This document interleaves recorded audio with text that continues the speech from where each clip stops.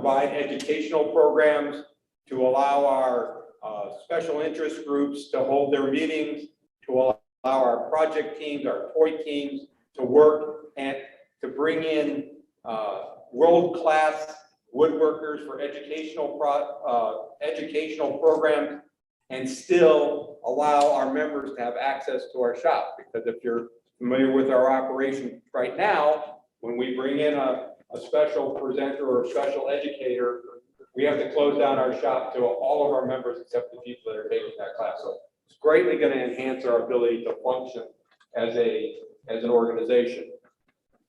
We have an ambitious goal. We have a goal to raise $150,000 by the end of this year, $100,000 by August.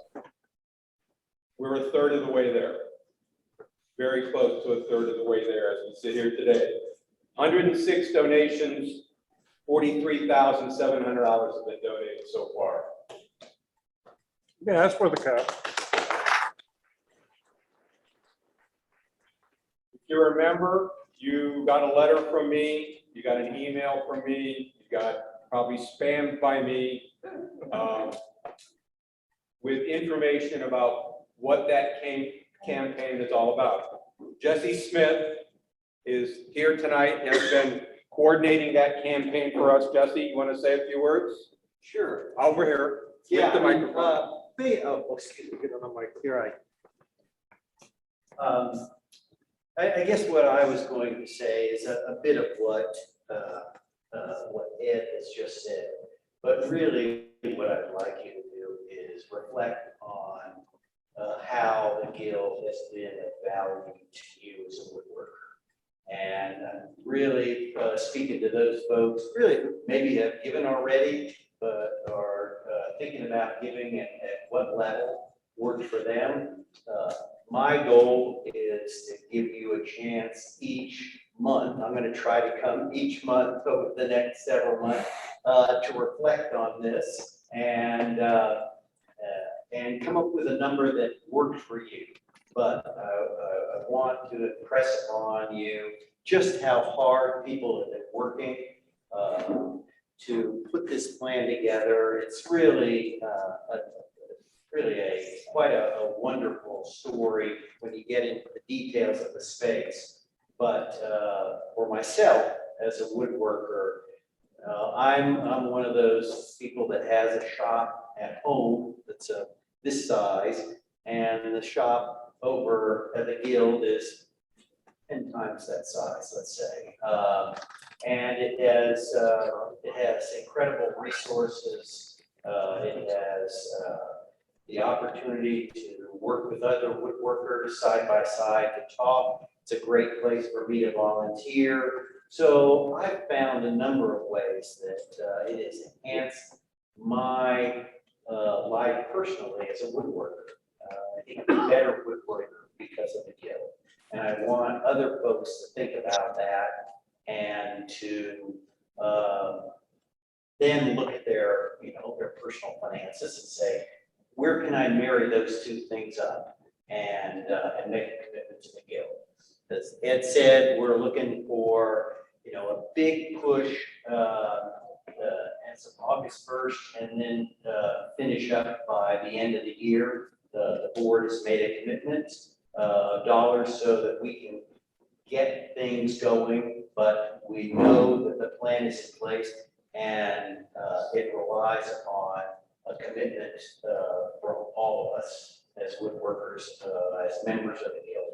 So I just say, please reflect on the Guild and what it has meant, it means, and could mean to you in the future as you think about expansion.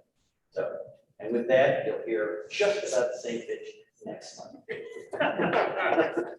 Except, thank you, Jesse. The dollar amount will be significantly higher than it is today. Yes. Mr. Finance, Tom, did you want to say anything? Okay. Keep them coming. Thank you. Thank you. Okay. When we talk about that new space, we're not just sitting on our hands as we're sitting here today, even though we don't take occupancy until August 1st. There are a lot of people working behind the scenes to pull it all together.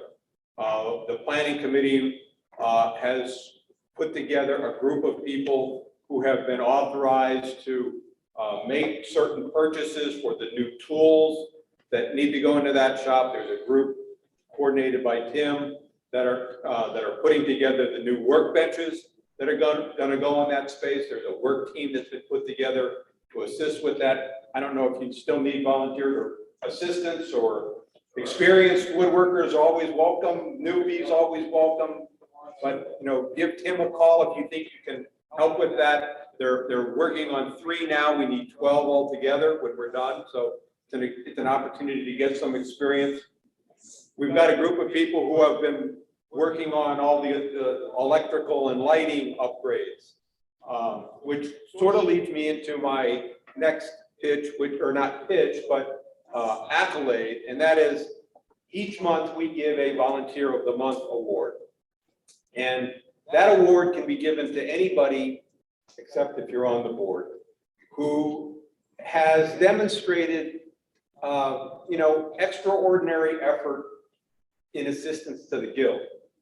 And sometimes it goes to individuals who are brand new and have just stepped up to the plate and done something that we all find, rewarding. And sometimes it can go to a member who has given everything to the Guild, a past president who now has jumped in with both feet to help us get the new space up and running. And this month's award goes to Steve Polo, who was last 3 years president.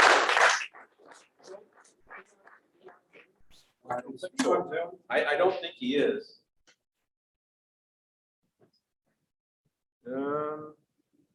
If he is, he has to make a speech. Nope, he managed to dodge Quickly it. hung up. If you see Steve, I'm sure you all know Steve, please congratulate him. He really has taken the bulls by the horn. Is that what it is, though? Yeah. Better than the table. Better than Bill. He's taken a real lead in getting that new space outfitted. So thank you to Steve. Zach has an announcement. Zach contacted the Guild a couple of months ago. I think this is something, I know I've heard of this, but you tell him what it is. Thanks for the introduction, Ed. I'm also a new member of the Guild. No wonder, that's why we let him speak. I've joined because I think there's a lot of mutual, obviously, enjoyment in woodworking and working with tools. I'm really here tonight to represent the Pacific Northwest Tool Collectors Club. So we have a large club that's been around for about 45 years. We have a very substantial group in Oregon. We also have a group up in Washington as well. So every month we meet, we basically, one in Oregon, one in Washington, that sort of thing. But ultimately, we're just trying to outreach, just trying to reach out to different guilds. Obviously, if you guys are doing woodwork, you need high quality tools, things like that.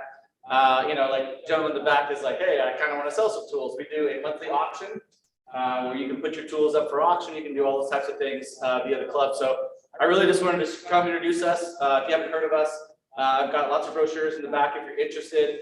We have a large event coming up in August, August 26th to the 28th.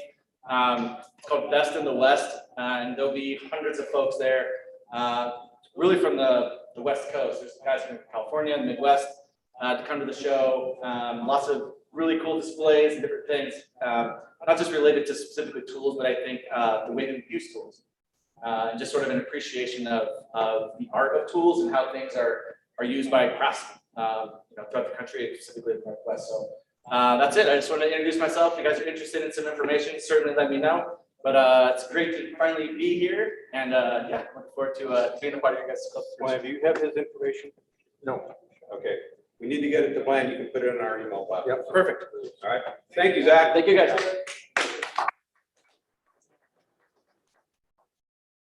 Okay, so this guy walks into the meeting tonight, and he starts talking with one of our members, and he claims to be, have been a member of the very first group of Guild of Oregon Woodworkers from a long time ago.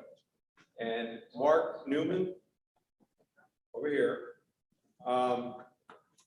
He's not a member of the guild right now, though, although he was probably 30 years ago. I'll go with 30, sure. Okay. Did you want to say anything about the early days? Well, Yeah, over here, please, so our Zoom people can hear. Okay, I'll tell a story. I'll tell a story. Short one. Of the very first organization meeting of the guild, and I'll try not to be too disparaging, but at that meeting, and I could rattle off a few names, but many of the names I won't remember. But at that meeting, we decided that we were all going to bring our favorite saw blades, table saw blades, and compare. And what I remember about that meeting is that we kept switching the blades and we kept making this cut, and we were cutting. And I don't know if how many of you remember in the 70s, nobody, if you said hardwood, that meant red oak. That's what everybody used in the 70s. And so we had this panel of red oak, and we were trying to make a cut with the blade and see what did it look like on the other side. And with the idea that we might come up with what was going to be the perfect blade that would make that cut. And so my memory of the meeting is that when I came away from it, everybody was saying, "Oh, mine's the best blade, mine's the best." And my memory was that it didn't really make any difference. And bottom line was, if the blade was sharp, and if you made the cut in the right direction, and if there was no wobble in the blade and all these other things, I remember writing that when it was all over, I wrote down this list of things that were important, and to making a good cut. And who made the blade? It was like the last thing on the list. That's my memory of the very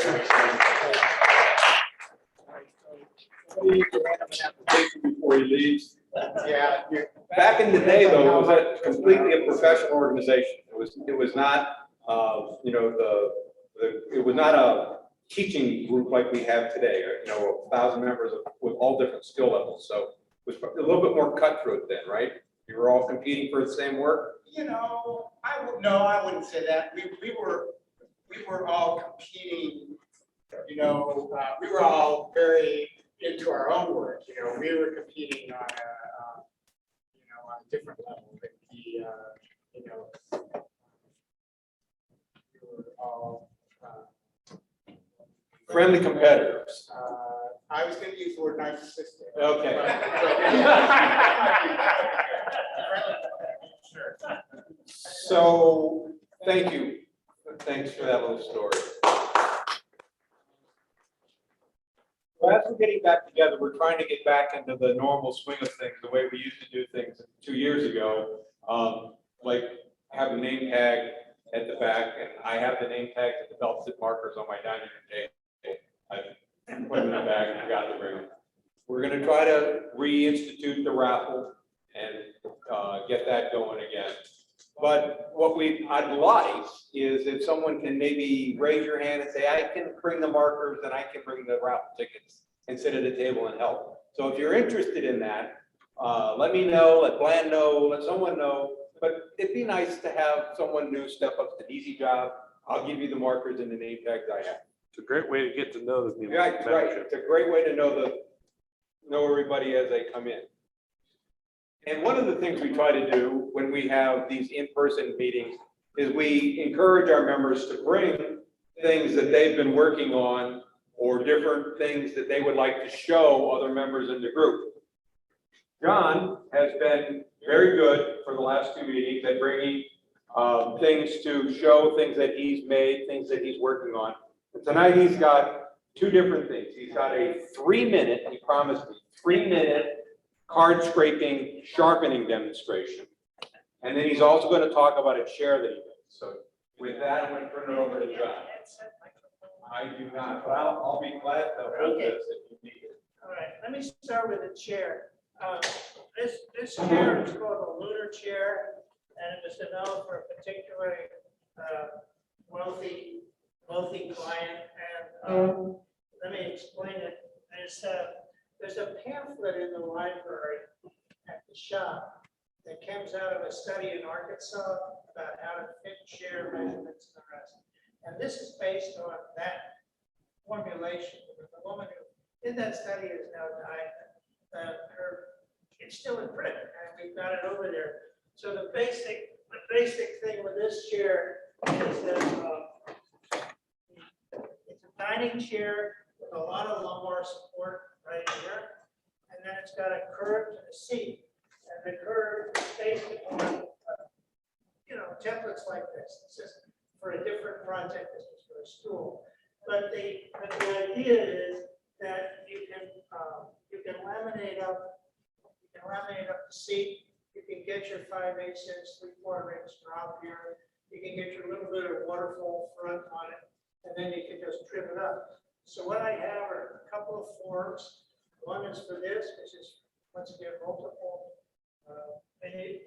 plywoods, flexible plywoods, and then the back is made up of veneers I cut myself. So there's six veneers that are run off here, identical thickness, switch cut, they're all in order, and then they're glued up and then trimmed to fit. And then the joinery is probably more tenant joinery, but done on machines like the ones we have at the shop, at the guild shop. So they're really precisely cut out. And then there's a little wedge in there to lock it open. Multi-router. Yeah, it's like the multi-router that we have, it's just a different version of it. And then the structure underneath is the same kind of thing. The front legs are held on with leg stands. It's got a really heavy rail across here because it doesn't have a lower part. And then it's got corner blocking. So the corner blocking guarantees that this baby is going to stay together. And then the cross brass joinery is held in with epoxy. So you got epoxy on three heavy dowels going across. And then the finish is catalyzed lacquer, waterproof catalyzed lacquer sprayed on. And haven't gotten one back yet, so it's in pretty good shape. If anybody wants to sit on it, feel free, just watch out for rivets or, pen knives in the back pocket, that kind of stuff. I thought he was talking about rivets coming through the seat. Yeah. I can tell you that the form that we used on the chair, let me go there. The forms are actually available. I can either put them into the inventory of the shop or give them to somebody who wants to be an archivist and hang on to them. I'm just simply not going to use them again.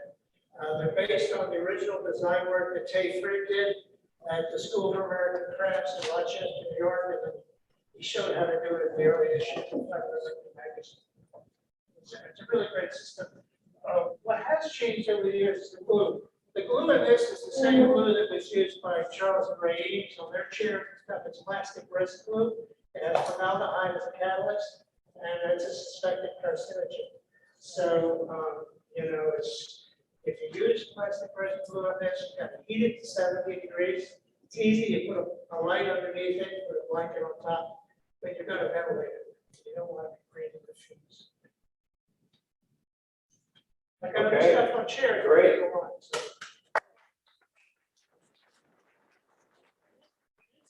Part scraper. What I'd like to do. All right, somebody started timing. So what I like to do is pass these two around.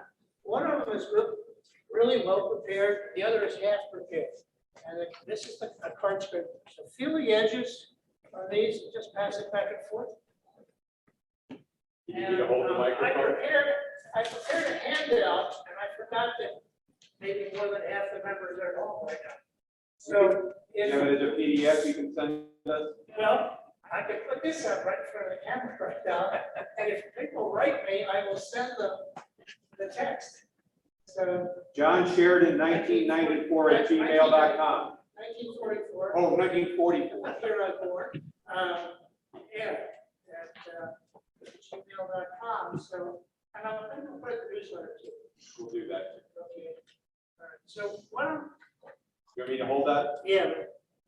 So what I'm talking about, it's going to be more than 3 minutes, but it'll be quick, is the card scraper. And the card scraper is that little thin device there. And what you do, looking at the edge of it, you got a thin piece of steel on it, like that. And what you're trying to do is get a really shiny finish, right? Our guitar maker is going to show us in a minute, without sandpaper. And what you do is you pull an edge out. You pull an edge out to the side, and that's called a bird. That's that guy right there. So that's the trick. Pull the bird out. But you have to prepare it. If you don't prepare it, you have a mess. So what you gotta have is a nice square edge across it. So there's a whole lot of these. This is one of the classic ones. This is Sandvik. The Sandvik one, Swedish, I guess, right? So I love the steel. I don't like what it does to your hand. So what I came up with was a little grinding template. Like this or this. This is a particle board. This is cut paper. And you put it on that. And you go to the grinding wheel. Hi, and put a little baby. water. Hey, And you very pull and grind it off. Have fun, Vito. You end up, you sacrifice one edge for comfort. You end up with something that's comfortable to hold on to, rather than on the original ones always cutting into your fingers. Now, there's been some other development in that area. Do I have one? Yeah. So the Lost Art Press. Yeah. Lost Art Press. They've come up with one of these, and this is the shape they have. And they're recommending it, once again, with a little bit of an edge on it, where you have to prepare it. I actually don't like theirs so much. The Guild Shop has two. I did some prep on this one, the other one does no prep on it. And this goes back to the Guild, but it has too much of a curve. The idea is, maybe you don't have to bend it at all, but not so good. It does have a nice rounded top. I made these scrapers from everything. You've got a super flexible one that's going around right now to pieces of tabletop blades. Just with a cutting torch, cut it out, grind it up, and then you have a really nice piece to run it off with. So how do you? John, how do you sharpen these? Yeah, I got 3 minutes. So you're gonna I don't usually use this, but I brought it with me. This is the Versa Vice that used to be made in Ohio and now it's made in China. And what you need to do is first you want to get a nice file edge. So you grab one of these guys. It's got no extra special qualities to it at all. You can put either regular vice like this, or you can make up one of these little jobs to hold it like this. Like so. I got two of these. I'll give one to the Guild Shop. And you want to get mill file. Now this is your basic mill file right here. Little one, like the one I use in my grass cutter. And remember, you lift it when you bring it back, because you don't want to round the teeth off. So you take the edge off. You want to make a nice square edge. Gives you kind of a little bit of a rough edge on it. You take that off. Okay. Now you're going to sharpen it. So I've got a coarse diamond stone, and a fine diamond stone. A little water on it. These out of the way. We're still working on our treatment.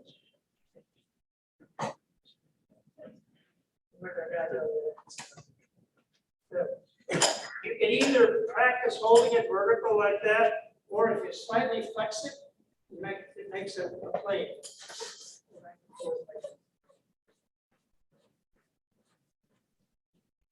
Flat. All I'm doing is trying to square the edge up. That's good. All right. Got my water. This one's got a little bit of a non-skid mat at the bottom. I bought this at one of the guild estate sales, got a great deal on it. So it's never gonna wear out.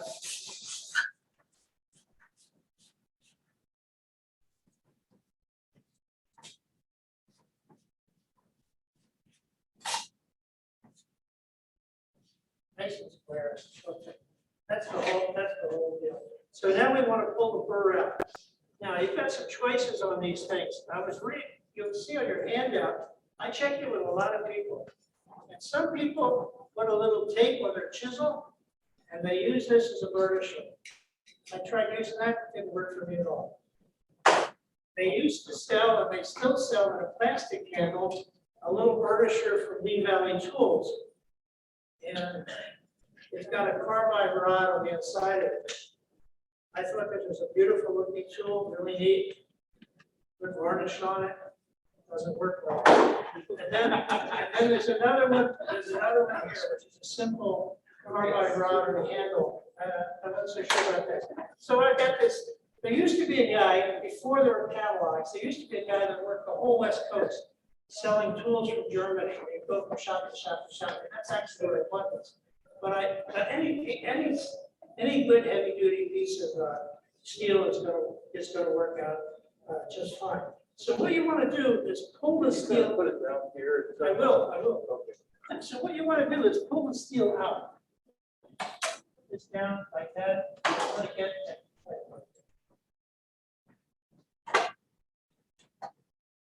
You're still working on it. All right. We're at 6 Yeah, minutes. yeah, that's not gonna work well.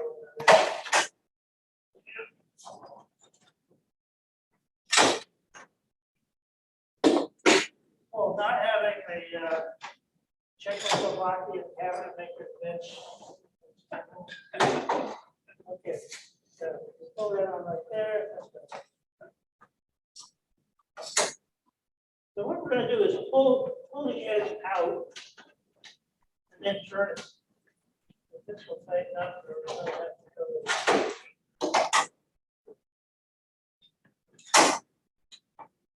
This is gonna cut this down just a little bit. And work it like this. All right, so you can, some of the suggestions are that you put oil on it. One around. Some of the suggestions you put oil on it, or you can put water. One of my experts said, no. You always use the oil from the side of your nose. Yep. Okay, so what you do then is you're going to press out that edge. Now, this is flexible, I mean, I'm not too happy about that, but you pull that edge out, and you flip it over. You pull out the edge on the other side. And see, what I'm doing is I'm concentrating a huge amount of pounds per square inch down there on just that little bit of an edge. And I'm pulling it out. And once I've gone back and forth with that, it doesn't take a whole lot of pressure. Just go back and forth, pull it out.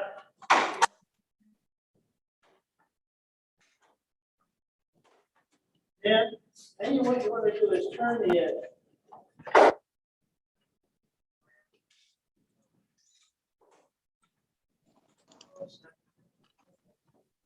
You've got that edge that's come out, now you're going to roll it over.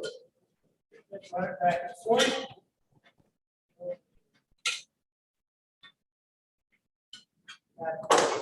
It's amazingly easy if you've done the prep, if you've done the filing, and if you've done the stonework. If you haven't done that, what you're trying to work with is a slightly rounded edge, and nothing ever happens.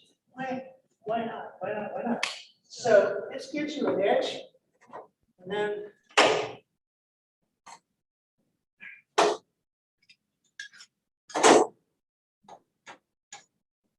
none of the scrapers at the guild shop that way are prepared. At least they weren't a couple weeks ago. But anyway, that's what you can see That's the that. camera right there. The camera. He's got it, he's This got the it. camera guy. You got it. Cool. That's it. That's what you want. You want beautiful shavings. And that shaving is giving you an edge that actually needs no sandpaper work. So just, send that around. It's a glistening edge. It can actually get a photo finish. You can put your, whatever you work on. Yeah, many people. 1, 2, 3 minutes, we get it.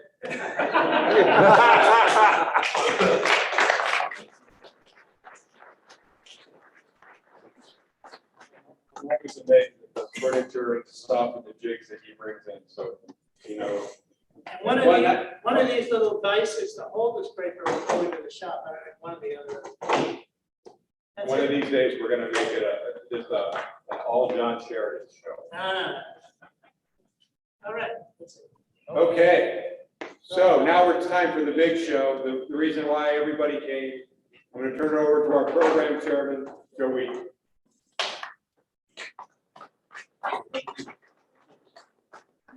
It's been a real pleasure to, this is the first meeting that I've actually been at. Just about the time that I was going to taking over as program chair, we also had a small outbreak of a disease, which you might have heard of. And, but this is my first one I've actually come to, but I really wanted to show up for this one because we have the opportunity to have Peter Tsiorba here, and Peter is a luthier, and a luthier is a word that I did not know until we looked up Peter, and he agreed to do the work here. It turned out that he was also was in the magazine Portland Monthly back in, I think, in January. Is that right? Is that right? January. Yeah. The January the January issue of Portland Monthly. And so this was a great, I think it was just a great opportunity to get somebody doing a type of woodworking that certainly I would never even intend. And one of the things I'm trying to do as program chair is to find things that kind of push our envelope a little bit so that we learn about new things and new techniques. This is definitely a new technique, certainly for me. Peter had lived in Portland many years ago, and then moved away and worked as a woodworker in both in the United States and abroad, and then moved back to Portland and set up a shop building guitars. And I think that you're going to find this really fascinating. And I'm really looking forward to seeing Peter's presentation. And Peter, I think this is it. Now, we don't have a lavalier mic, true? No. Okay. So, do you want to hold the line, or do you want me to try to hold it? Yeah. All right. That's the best. Should I stand behind the table? Or Wherever you want, we'll make it work. Dear friends, woodworking friends, it's an honor to be here. One thing I know about woodworkers is that they are a stubborn bunch. When they get an idea, they can spend hours tinkering with it. So if I were to add up all of the hours that are represented here, it's a lot of hours. So I'm honored to be here. Woodworking is, from my point of view, is such an incredible, it has such breadth, and so many different types of woodworking that's been happening, probably from the very beginning. What do you think was first? Was it masonry or was it woodworking? So first picking up the sticks or the stones? Nobody was there to really document it, but it's one of the early ones. Oh, thank you. So anyways, there are a lot of specialties, and sometimes as a luthier or as an instrument builder, I almost feel slightly apologetic to my woodworker friends who are, let's say, timber framers. I actually had a friend of mine who lived in the same town in New England. I was working in a furniture shop at that point. He was working for Benson Timber Framing Company, so he was working on these giant beams. And I'm like, spending 3, 4, 5 weeks, and at the end I have something that weighs about 3 pounds. It's like, just very little to show for it. And yet, people do even crazier woodworking. Sometimes you see these miniature cork, almost like these sliced tiny pieces of cork that I've seen in some glass cases out of Asia. And they make these entire landscapes, and they just fit them into very couple square inches. So we've got everything from 24-inch by 24-inch beads to just something that you almost need a magnifying glass to see. So there you go. I've been building for about 20 plus years, just celebrated a 20th anniversary. And I came upon guitar building as kind of a hobby, I guess, in the beginning. I didn't have money. I loved the feel of a handmade guitar, and I started thinking, maybe I can build one. And that's how it all started. So the first few years, it was a total, it was just a total hobby. I was reading, researching, and practicing, and accumulating tools like making woodworkers, and slowly kind of working up the courage to really complete the project. I will start a little bit of a slideshow here in a bit. Let's go maybe to the first slide. This is kind of the view of my current shop from the garden side. You know, I was working on this after hours, actually. This is one of many shops I've had. I've rented a few different places around Portland. And a couple of years before the pandemic, I started building this little shop behind my house. And I know what you call it, the little flu that was going around, or what you call this? Little disease. That little disease that was, it was brewing on the horizon. So anyways, in 2020, as things started shutting down, I wasn't quite totally done with the interior yet, but I said, you know what, I think the writing is on the wall, it's time to move. So I moved to the shop, and switching to the next slide, this is kind of a little bit of a view from the interior. I sweat, so it's a good thing.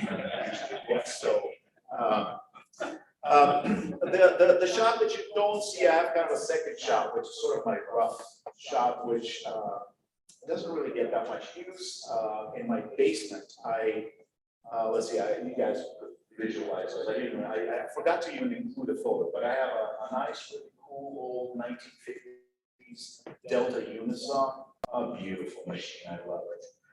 So I have that. I have a bandsaw. I have a joiner. I actually have a couple of bandsaws. I have a resaw that can handle up to about 13 inches, and kind of a more lighter duty machine to do some trolling. But for my kind of work, my methods, the rough shop maybe gets, I don't know, 3-4 days out of the year in terms of actual run time. The rest of the fiddly work moves here, and that's where I spend most of my time.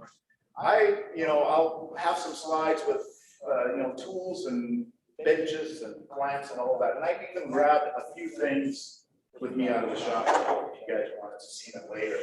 I even have some mystery tools. If people can guess what the heck they are, maybe we should have some sort of prize. But luthiers are sometimes, the guys who invent various tools, because we're just such a small industry. Most people just don't want to do any large tool runs for us. We're just smaller fish to fry.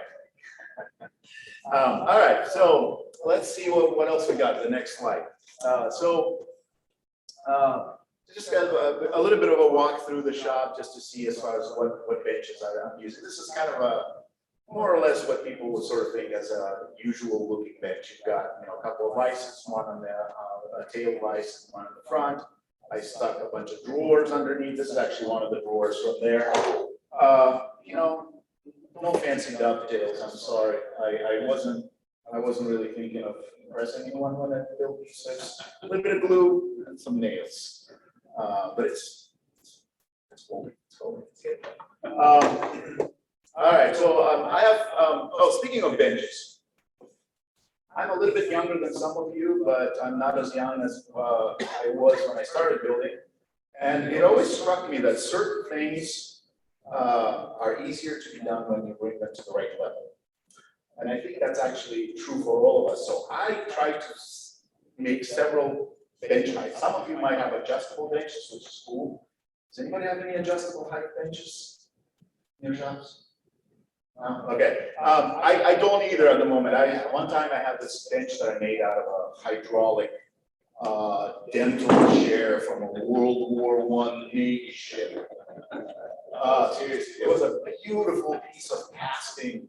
My 11-year-old son was so excited pumping it, and he broke something inside, and I never was able to figure out what happened, so then that broke the strap line. But since then, I've never had an adjustable one, so I kind of have everything starting from about, the old wisdom, how tall should your bed be, roughly reaching your knuckles, maybe like just if you can brush, eventually your knuckles, that's about the right one for people who do a lot of planing. So I have everything from that height and kind of in increments, just getting a little bit taller. So we can take a look at the next one maybe. So, well, this is another one of the benches that's a little bit higher. Hey, speaking of Versalize. Hey, what, man? Yeah, slightly taller jaws. Can't live without it. Yeah, that one is in Warrenville, Ohio. There you go.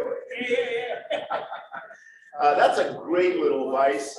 It's mounted on a taller surface. I actually end up doing a lot of up close work, fitting bone nuts and saddles for the guitars. And kind of really need to see what you're doing. So you're cutting very precise grooves that need to be spaced correctly, and they need to be cut just to the right level. So my eyes are still pretty good, but one of these days I'm going to start using maybe those little jeweler loops. I already actually started gathering them from the flea markets because they're expensive if you buy them new. Sometimes you see them for like $3 at some, yard sale. I'm like, well, I don't need them yet, but I think I will.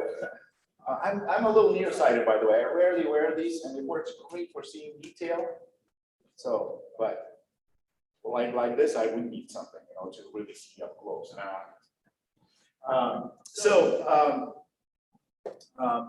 This particular vise also flips on its side, and the next slide will kind of show you. So I use this vise actually a lot, and I made a little fixture for it, just a little secondary jaw that pivots so it can accommodate tapers. As guitar makers, we don't have a whole lot of flat surfaces or extremely parallel surfaces, so we actually end up almost creating devices that boat builders will maybe appreciate. Nothing is quite parallel, nothing is quite square, and they're just happy with that. All right, so let's go to the next one. All right, another vise that maybe some of you recognize. It's been sort of called a carving vise, some sort of gun stock vise. I've seen all kinds of names attached to this one, but a lot of luthiers use this one. It's got some nice heft to it, and it works great at holding. A lot of times when we're carving the neck or gluing something, it's nice to be able to just hold an instrument in such a way that it accommodates all the tapers. And those jaws are really nice, so I'm able to apply some decent pressure with those leather-lined jaws on that vise. And in case you're wondering why I have this chunk of leather hanging, well, occasionally that nearly finished neck, or sometimes on the finishing, are slips. And if you look just down below, you see those two nice metal bars. And when that nice, soft Spanish cedar or mahogany encounter those bars, I start doing a lot of unpleasant talking to myself. So I decided to solve that problem by hanging that little bit of extra leather. And if the piece falls, I've got some insurance there. All right, next. Thank you.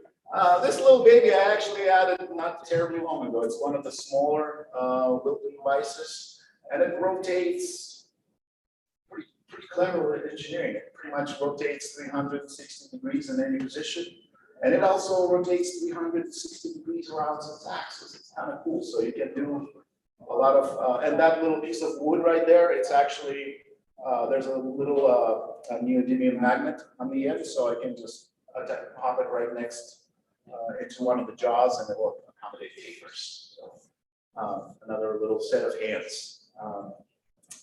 And that little bench that it's attached to, it's just kind of another lower bench where I can, it's mostly to throw some tools on it, and kind of that burgundy colored cover bench is where I kind of lay the guitars on to customers.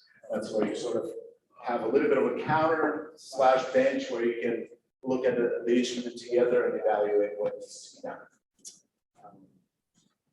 And this is another vice that I haven't even finished yet, but I'm kind of like, have you ever purchased something just have this aspirational purchase? I'm gonna get this really cool, amazing tool, and it looks gorgeous. And this, just look at this. This is based on, you know, many classic designs of these leg vices with these hardwood screws, and this one was cut with some pretty sophisticated, fancy machinery. The fit and finish is really great. It's made out of Eastern hard maple. And this gentleman was selling them on eBay, so I discovered this thing. He manufactures them somewhere on the East Coast. I can't remember. I think it's in Connecticut. So this one is some future vice. I haven't figured out. I have many vices. I hope that some of them are good. All right. We can go to the next one. Few clamps. I mean, these are probably not the most common clamps for most of you guys. That I would say that they're probably not enough pressure for most really heavy duty clamping. But for us, we sometimes tend to value clamps that actually press very little. You know, like some of the design elements that you guys would find really helpful for us. Sometimes they're the opposite, like the heavy clamps. Like this one, I almost start sweating when I see one of these next to a guitar. You know, I mean, I instinctively start kind of like moving it away so it's not anywhere above the instrument. You know,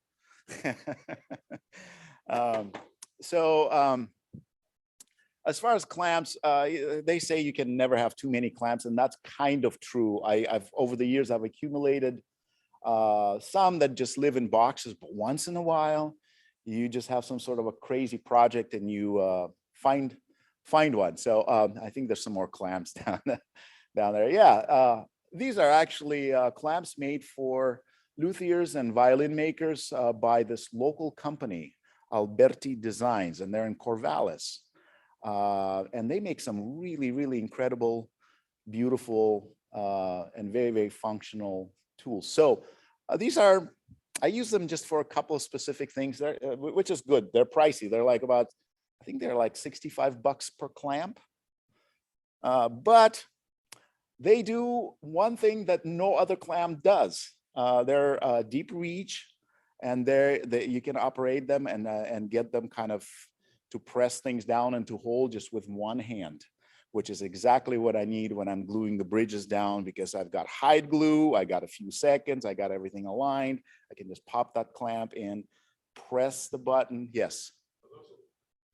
Yes, they are. They're machined out of some sort of aluminum. Exactly what specs, I don't know. But yeah, so it's a really cool design. And so you kind of press them down. There's a series of metal plates when you kind of it's kind of like a quick grip clamp, you know, but there's no quick grip clamp that can reach that deep. And oh wow, that shouldn't have happened. I'm sorry. Oh. My apology. All right. I was gonna say they were thanking you for the app. Oh yeah. You're welcome, guys. Please send me those free clamps that you promised. No. No, actually, I purchased those clamps, and this was not, you know, some sort of an infomercial. All right, let's see what else we got there. Alberti Designs. I think they have a website that's like violintools.com or something like that. But the name of the guy who designed them is John Alberti. Yeah. These are another form of a clamp. Have you guys? Yes. When somebody asks you a question, could you repeat it for the people? Oh, yes. Yeah. Oh, sorry. So yeah, the question was the name of the clamp maker or the manufacturer, Alberti Designs or Violin Tools. I don't remember the actual website name, but Alberti Design will get you there. Yeah. This is another kind of a specialized but a really old concept. Have you guys heard of Go bar decks for gluing? Yeah, there you go. My understanding is that it's one of the old primitive clamping methods that goes back to at least Roman times, when you just had some long sticks of wood. And if you needed to clamp something down, you laid it on the floor, you stuck a stick in the ceiling, lifted it a little bit and put it against whatever you're trying to hold down. So this is kind of a little bit more of a refined version. It's got a spring inside. You could use sticks cut to various lengths and just prop them against the surface and apply downward pressure. I used to use those sticks, but I had to change shops. Like, I think I had 5 shops in about 6 years. At one point, I was always on the move, and the ceiling heights and the shelf heights kept changing. So I got sick and tired of cutting new sticks all the time. So I just made myself some spring-loaded clamps, and I made myself a plywood box so I can just show up and start working more quickly. So those are really great for pressing. There will be a couple of photos that show what they do, but it's a really useful clamping method for holding fairly delicate braces that go on the inside of the soundboard. So you can just hit them with that hide glue, which I use a lot. Just put they're very quick, and they also allow good access to clean up, and there's no extra weight to mess around with as far as metal clamps. I didn't. I'm going to become a member here, so maybe I'll bring them sometime in the future.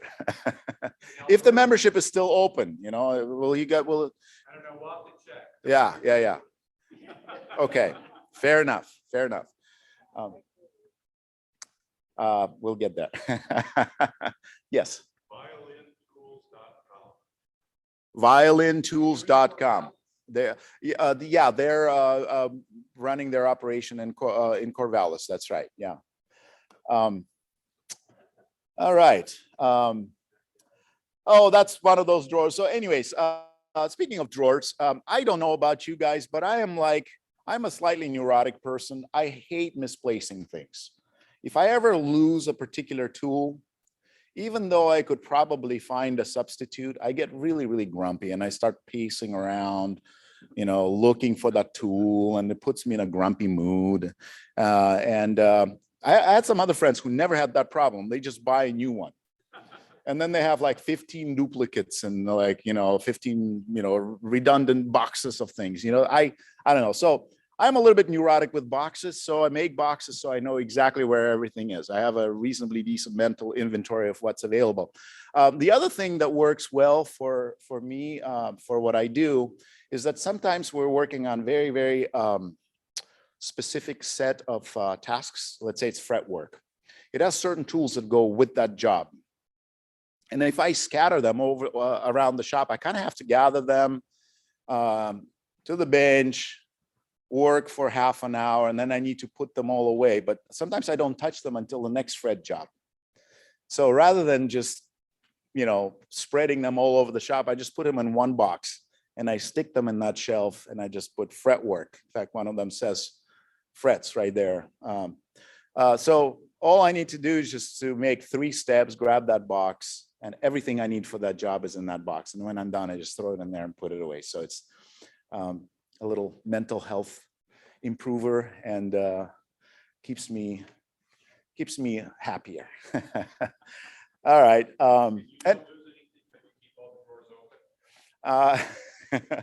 If your drawer, it's like it's good to have an open mind, but if your mind is too open, things will fall out, right? So is that kind of that same parallel? The drawers are too open. No, I close them usually. Thank you. Let's see. Oh, the other interesting exercise is that a few times when I had to move, if you pull all those drawers out and just lay them on the floor, you just kind of step back and you say, holy camoli, there's so much stuff here.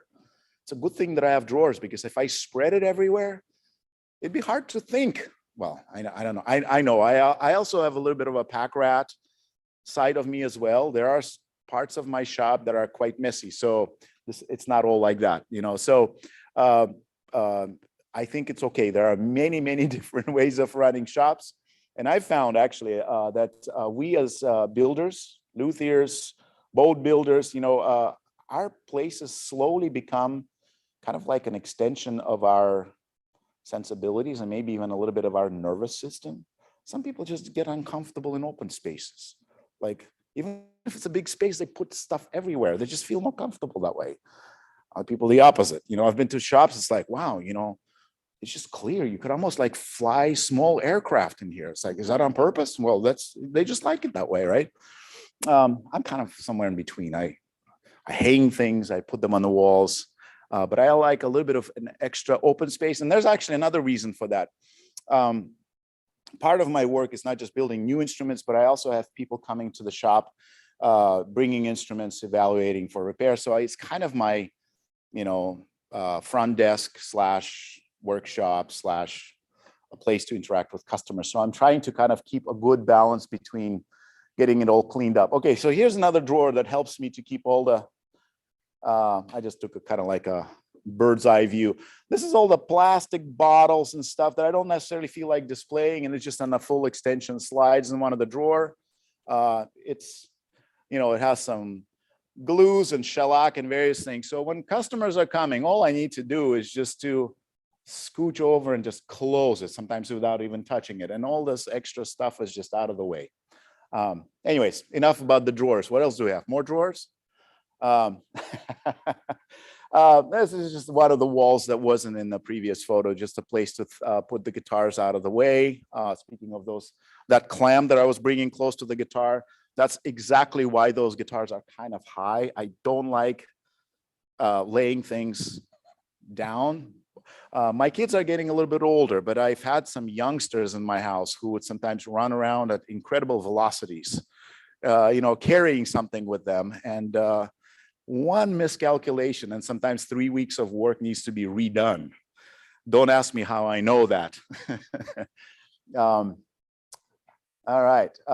Another one of the benches, some of the tools that I use the most, I just kind of keep right there so I don't have to put them away. Next. Tools, Japanese saws, Western saws, great discussion. You know, is it a sharp one? Is it doing what is it supposed to do? Luthiers kind of have taken to Japanese saws quite, it's become quite a favorite for amongst a lot of people. I think they're fairly nimble and lightweight and sharp, and I don't know, I use both saws, but these ones kind of live close by. I really like some of these saws, you know, just general purpose saws to bring things to the right length. Few others, some of them are more specialized, like the one on the very right is used for a lot of the fret, cutting the slots for the frets. Anyways, never too many saws.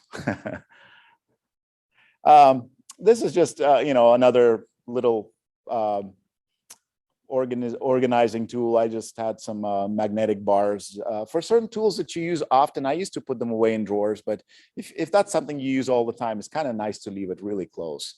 One of the things that I'm still learning, believe it or not, after 20 years, I still have not mastered this skill, but I'm aspiring to get it down at some point.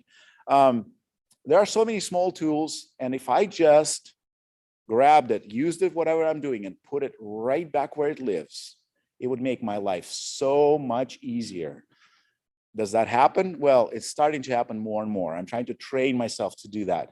But more often than not, you do something, there's like a pile of tools, and then you get distracted for another important project. There's another pile of tools and debris, and then, more piles, and then you just kind of get tired. You have a cup of coffee and you go for a walk and you're like, all right. But I've noticed that if I clean as I go, it just makes me a little bit more productive, I guess. It's also my personal thing. I just don't like getting too overwhelmed. And there's actually another reason for that, because of the restoration repair work. If you're kind of messy, and a little piece of wood or some rosette particle or a little binding piece that was cracked somewhere falls on the bench or on the ground in a messy shop, good luck finding it and reproducing that little piece.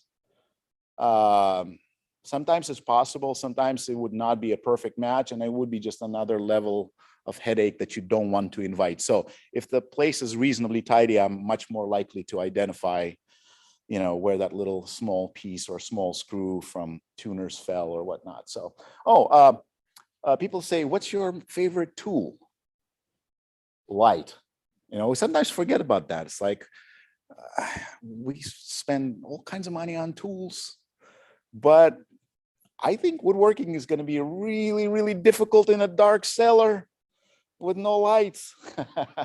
I actually really, really love working as much as possible by natural light, and my current shop allows for that. I have a really, really nice big northern facing window, which has this really, really lovely diffused kind of no glare light. That's beautiful. And then, you know, it's got some light basically from all four directions, but obviously we're in Oregon, so sometimes even on the, you know, under the best of circumstances, a little bit of extra light is good. So anyways, articulated lamps are kind of cool.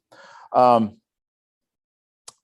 right, more tools, more planes. Some of them are not always used, but most of these are actually used for something, you know, so there are even some nicely designed Veritas planes hiding in there somewhere. I think there's a few more detailed photos. I stuck this photo in here as sort of an interesting idea that I've incorporated a while ago, and hopefully it'll help me to have a little bit more mobility as I grow older. Sometimes people say, make everything exactly where you need it. Make everything super ergonomic. Make your tools exactly where they should be. And I'm like, yeah, but sometimes it's nice to put tools that you use all the time just somewhere right here. I mean, that's already like, you know, it's gonna, if you do this a couple hundred times a day, maybe like by the time I'm a little bit older, I'll still be able to do that versus like needing a step stool to get up there. So anyways, don't always make it easy on yourself. Put it a little bit higher if you can. So that's been my attempt to trick myself. I guess, you know, the laziness is sometimes, you know, could be seen as a conservation of motion and maybe like a good thing, but sometimes it just works against us if it's repeated for too long. So anyways, some of the stuff that I put on those shelves, it's just enough to reach and I use it all the time. So, all right. Oh, the planes. Are any of you wondering why I have a whole bunch of Stanley block planes? Isn't one enough? No. Sometimes they're like $12 and they're the right place. I just cannot help, you know, to grab a few. But actually, the reason I have those 3 block planes there, aside from the fact that they're really cool and they're useful for all sorts of things. One is just a regular blade. The other one I angled with a more kind of an obtuse angle, and I use it to plane bone. And if you guys have ever had to sand bone on sanders, it stinks up your whole place. It sounds like some sort of like a horror movie of a dental office where some root canal has gone bad or something. So it's actually really nice to be able to just plane bone, which people are like, what? You can plane bone? And I'm like, yeah, you can plane brass. You know, I've actually done that. You can make brass shavings with a hand plane. It works. You just have to have it sharpened a little bit differently and take light cuts. You'll see some photos of bone and wood planed and some shavings. And another one of those planes is set up with a toothing plane, which I think for those of you who plane, you mostly probably use regular blades.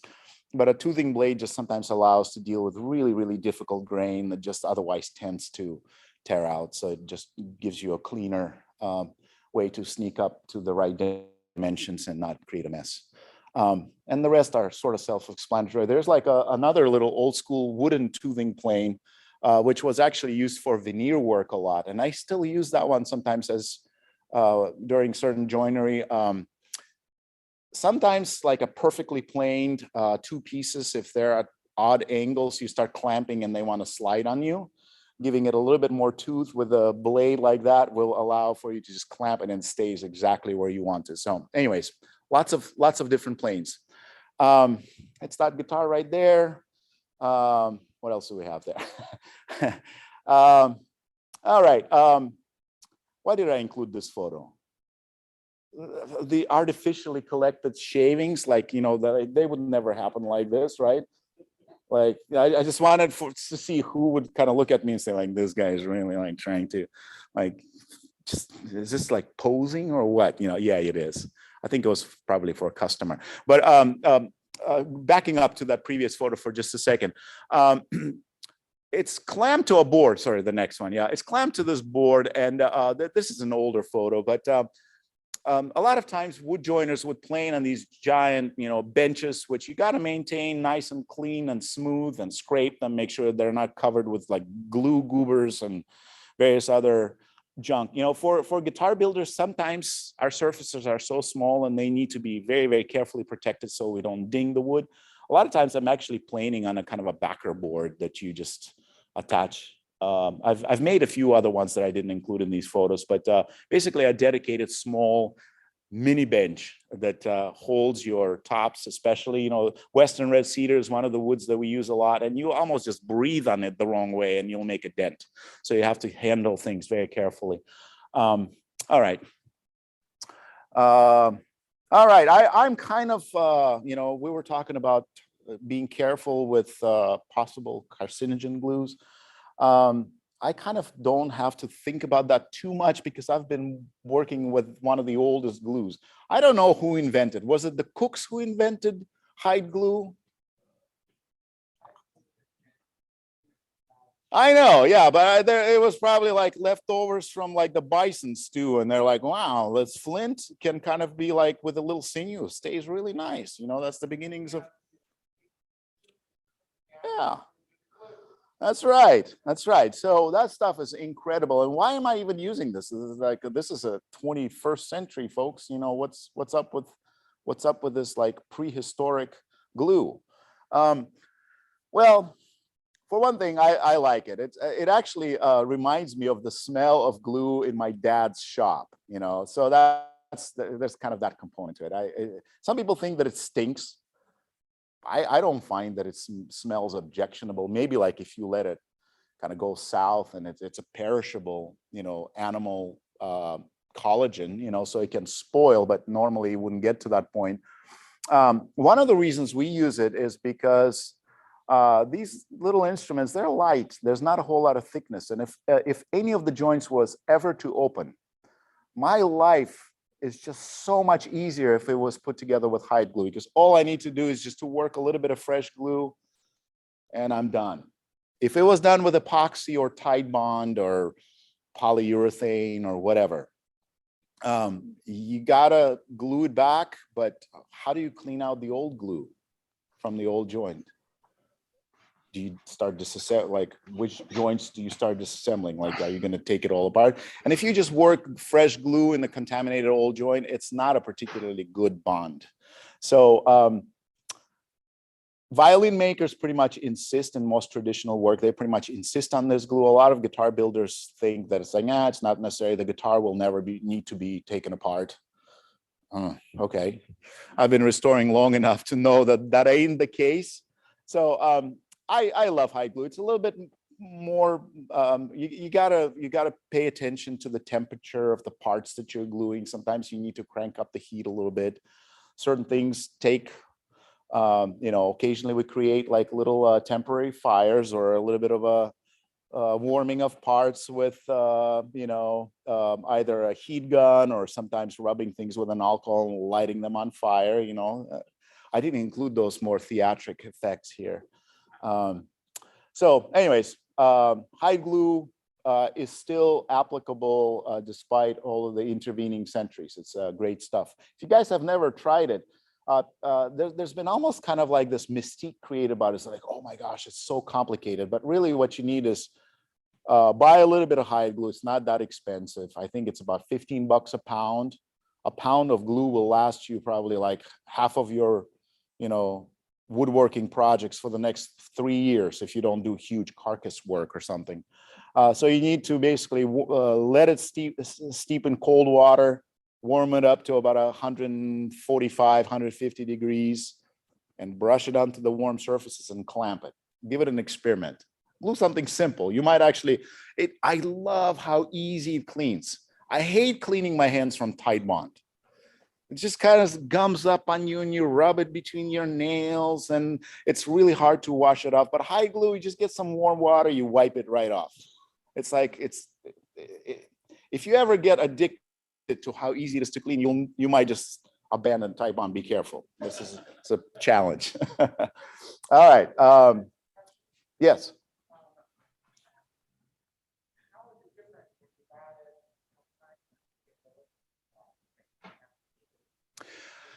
So what is the difference between like the granular or ground hide glue versus the one in a bottle, like a Franklin? They could be used, interchangeably. So Franklin hide glue, people use it sometimes for repair work. It's a perfectly fine glue. It does have a little bit of a shelf life. You kind of have to monitor that it's still doing what it's supposed to do. It has some additives to it to prevent gelling. Probably some urea, maybe some other things that are added to it. I'm not totally sure. I haven't really kept up with what they do in terms of their chemistry. Hot hide glue has some advantages that that one doesn't, and specifically, one of the things that's beautiful about hide glue is that it has this little short open window where it's in a liquid form and then it gels.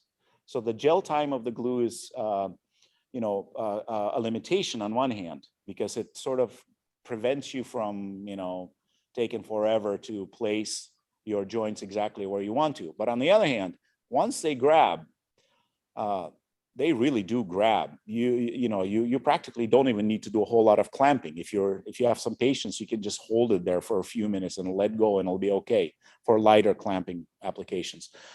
So things don't skid around on you as much, and I use it to an advantage for me. So bottled glues, they don't quite have that initial tack where they grab and hold tight. So you will still need to be more fastidious with your clamping procedures. So, and also it's I don't need to worry about lifespan. Supposedly, I don't know that for a fact, but I've read somewhere that hide glue actually improves with age.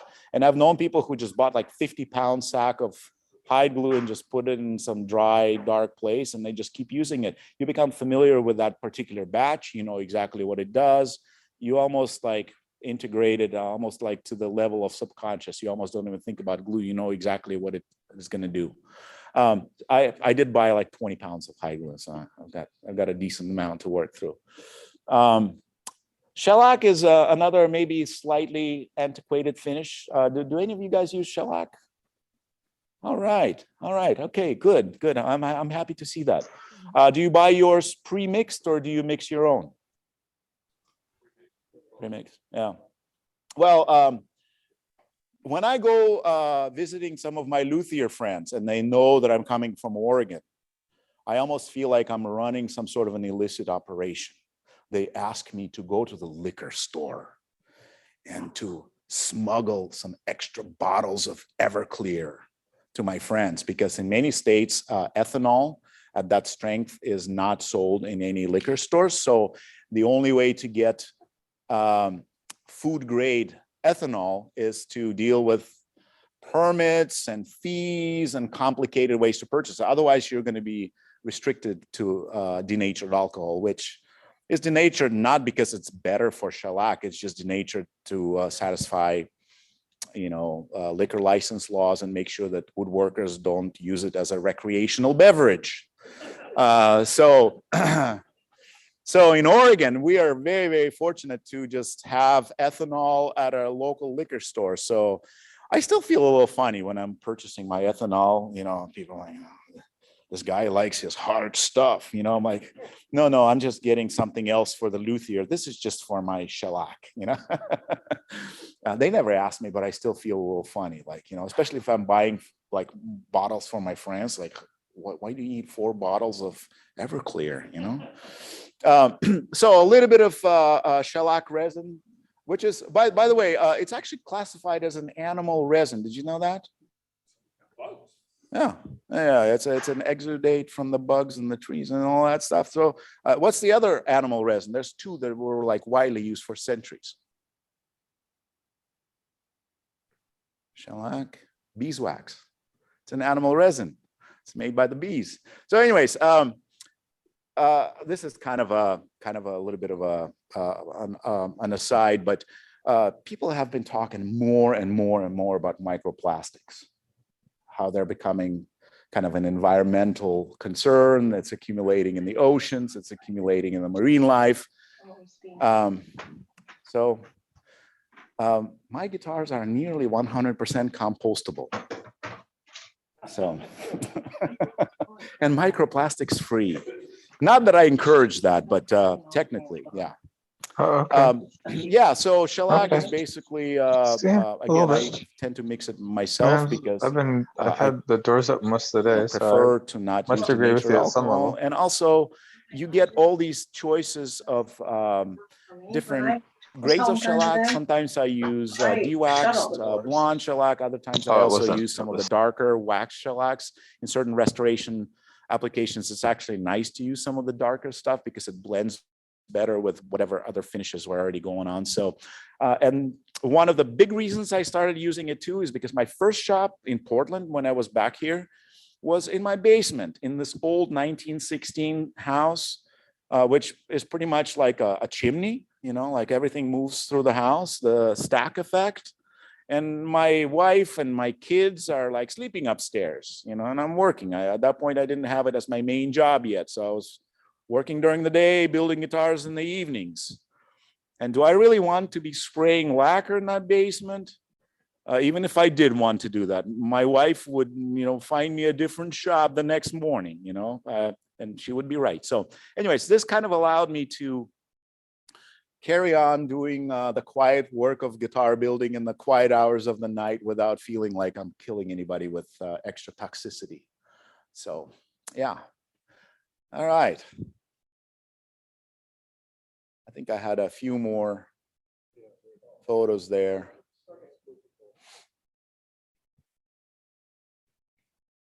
Oh, yeah. I mean, shellac. Is this a narcissistic photo? It kind of is. I almost didn't include it, but the only reason I included it is because I just wanted to say that shellac is actually a fairly delicate, fairly thin finish, but you can get it to be quite nice and reflective. So, you know, I mean, I don't do this on all guitars. This was just for an effect, you know. Yeah, yeah. We can go to the next one. Clamps, a rope. What a great clamp.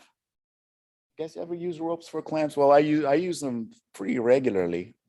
Yeah, that's kind of an old Spanish method. A lot of times they would wrap it around the entire things, attaching the back and sealing the box on the guitar. But that's another clamping mechanism that's just available in I think they call it a clothing line.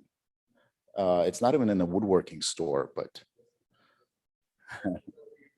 no, I would just kind of wrap it around and apply a little bit of pressure as I kind of, yeah, those are the spring-loaded clamps that are used to apply downward pressure as I'm holding things down.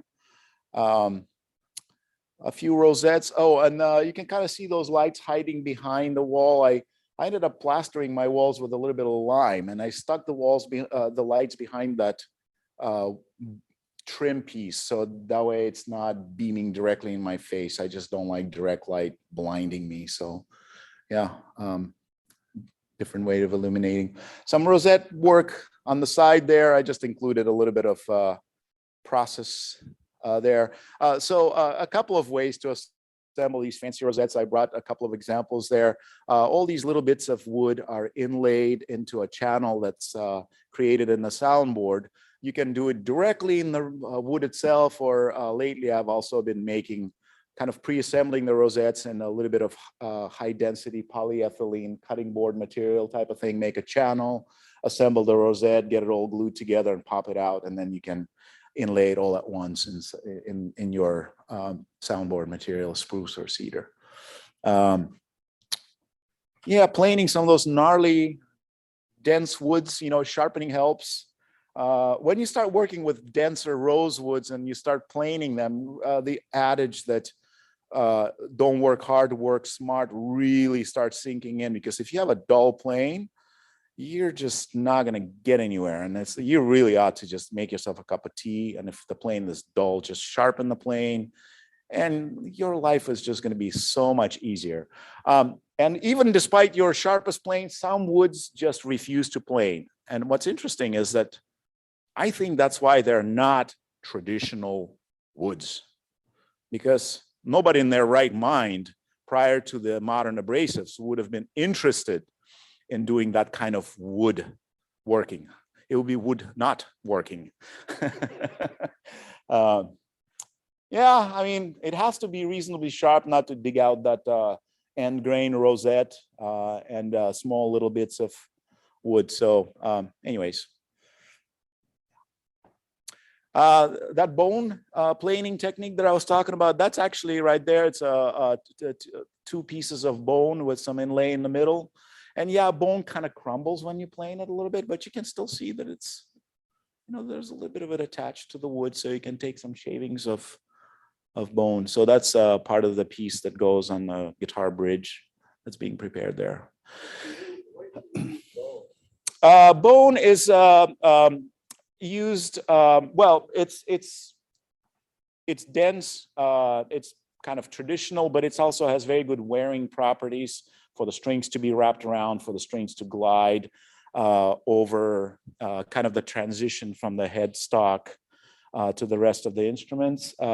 You can also replace them. It's, ivory was used in the past. Bone is great. I mean, wooden nuts and saddles have been used as well, although bone is more common. It wears longer. It's a fairly available, durable, probably the same caveman idea. You've got your glue, you got your bone, you've got, some wood, and, we're resourceful. So we just found what works. There are some synthetic materials that have been proposed as quote unquote an improvement because of supposed problems with the density of the bone being kind of variable. Some parts of it are more pithy and others are more kind of ossified. But I actually never found the plastic substitutes that have been made to be better, really. There's this kind of a branded plastic that was made for nuts and saddles on guitars. They call it tusk. Sounds like almost like some sort of mammoth ivory, but it's actually plastic with some sort of additives. I personally didn't find it to be all that useful, so I'm just using good old bone. Yes? Some types of bone. Is some type of bone better than the other? Well, if you had like a cow that you named yourself and use that bone, I don't know. No, that doesn't sound right. I don't know. I think the idea is that most bone, by the way, tends to be bovine from cattle. And it tends to be from the largest bone, which happens to be a femur. So when it's prepared, I did a little bit of prep of the bone from an actual femur, and it's kind of a messy work. I've stopped doing that. I realized that it's okay to outsource that part to bone cutters, they just process them. Most of the bone comes from India, Vietnam. I think those are two of the biggest suppliers. They provide kind of the raw materials. Sometimes it's bleached, sometimes it's very lightly bleached, sometimes it's unbleached for kind of like a vintage style. But the key element is that you just want to select the sections that are fairly non-porous, because bone as a kind of a material sort of transitions from like a very solid material to kind of the matrix, moving towards the bone marrow. So density and consistency is what you're looking for. Yeah. Thank you.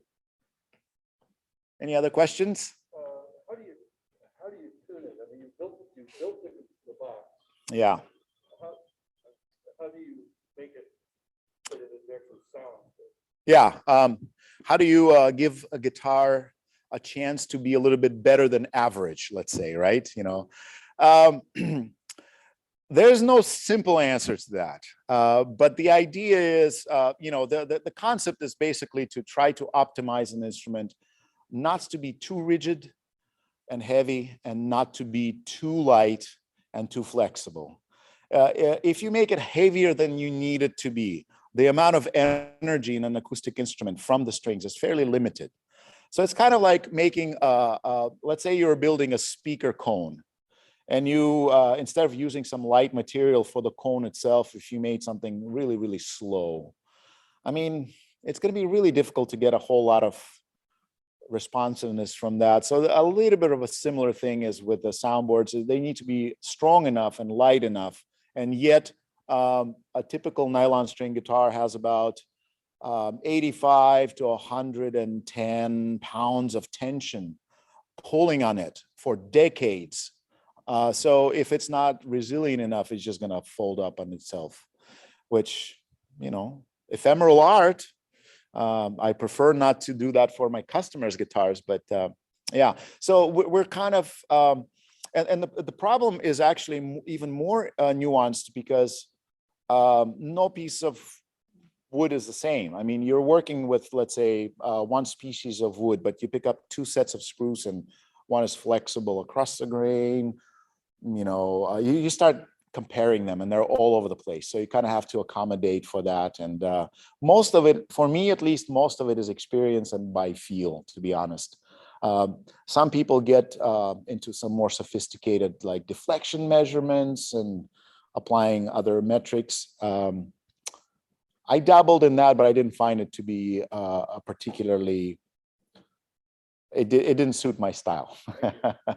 Yeah, thank you. What is this guitar made of? This guitar is, it's still going through the French polishing sessions. It's not totally done yet, but I've kind of started building it up. This is maple from. Cut the veneer, or do you buy the veneer? It's not exactly a veneer. It's basically, well, I guess you can consider it as a sort of a thick veneer, because they're usually cut to about a quarter of an inch in thickness. They're like panels, right? And then we join the back and get things planed down. They usually end up somewhere around 3/30 seconds, sometimes to as little as 1/16 of an inch, depending on what's needed, similar for the soundboard. So those, I did not start with logs. They were already cut for luthiers to basically just sets of wood. So it's usually, if you're buying from a wood supplier who's selling wood to luthiers, it would be, let's say for the body, it would be 4 pieces of wood, 2 book matched pieces for the back and 2 book matched sides. And then you would also buy whatever top wood you want. In this case, it's a book matched piece of spruce. Where do I sell them?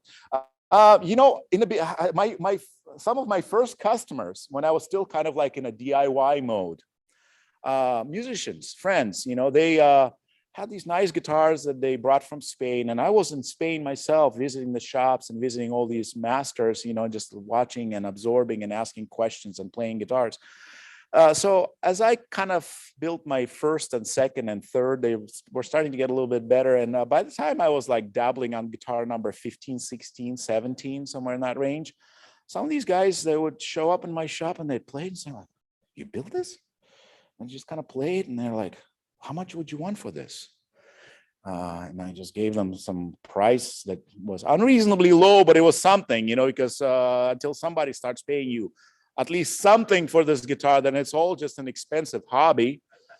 And all of a sudden I noticed that they started selling their Spanish-made guitars and buying mine, saying like, wow, this is a great deal. Well, that didn't feel very good either. On one hand, it felt great, but I'm like, wow, I'm a deal guy, you know? So I did a lot of deals for about 3-4 years, and I slowly had to work up my price. But now the guitars kind of spread to the 4 winds. Some of them are kind of word of mouth. Musicians play some and recommend it. But now the guitars are like US, Canada, South America, Europe. I have some guitars in Spain. Some in Asia. There are some guitars in Singapore and Japan, and so they kind of grew wings and spread to the four winds, so to speak. So I'm working on that one. Cryogenic treatment, right? All right. I think it's time. I wanna Thank you very much for. Thank you very much. I thought it was very interesting. All right, thank you. If you guys wanted to take a look at any other tools there or ask any questions, I'll link them. I want to thank John Sheridan for his demonstration and show and tell. 3 minutes. Did you get your scrapers back that you passed around? Okay. I want to thank, well, he has already left, Jesse, for his little presentation. Any other good for the cause? If not, we're adjourned. Thank you, everybody. Oh, yes, please take the chairs and put them back in the rack or stack them up.